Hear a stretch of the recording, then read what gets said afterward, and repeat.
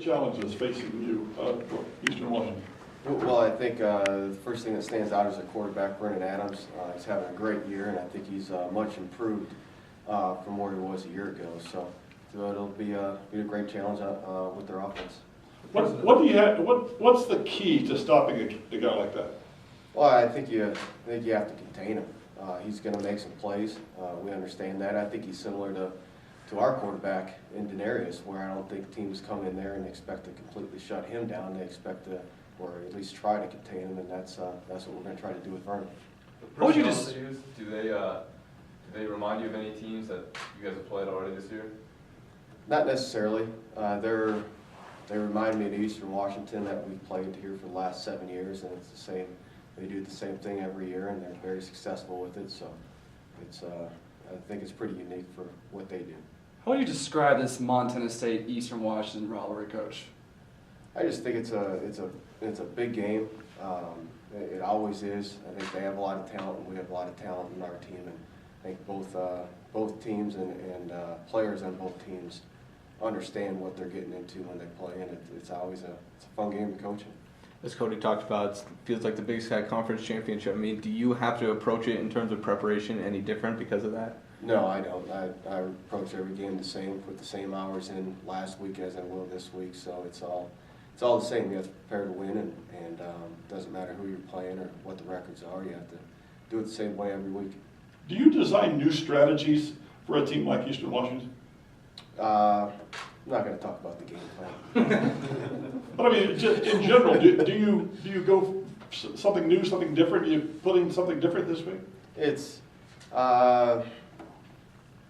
I'm not going to tell you that.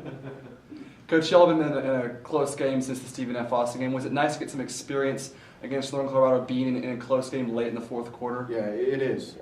Games like that help you out down the stretch, and especially in November, playoffs. You know, the tighter games that you can get in and win, it builds confidence within the team, and it helps you tremendously in games like this one that's going to come up.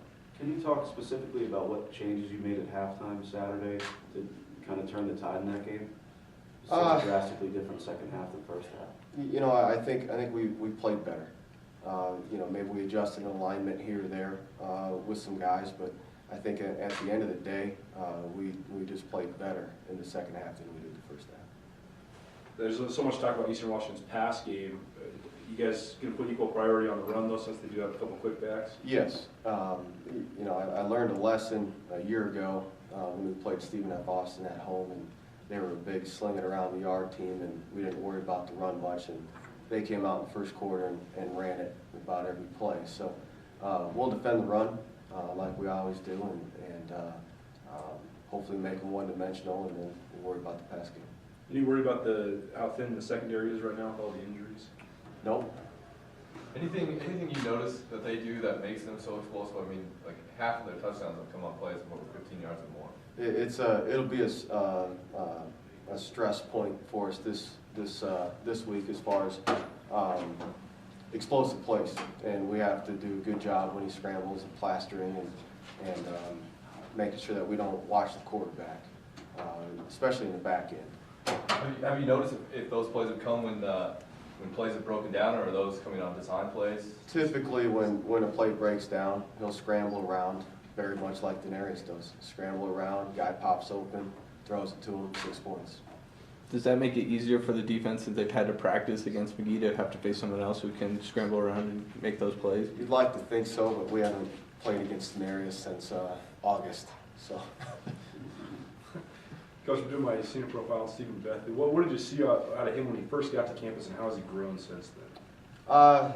You know, he came in as a very talented, quiet young man, and I think he's growing up, and he's taken on a leadership role this year, especially within the back end, and just come a long ways, and very proud of where he's at right now.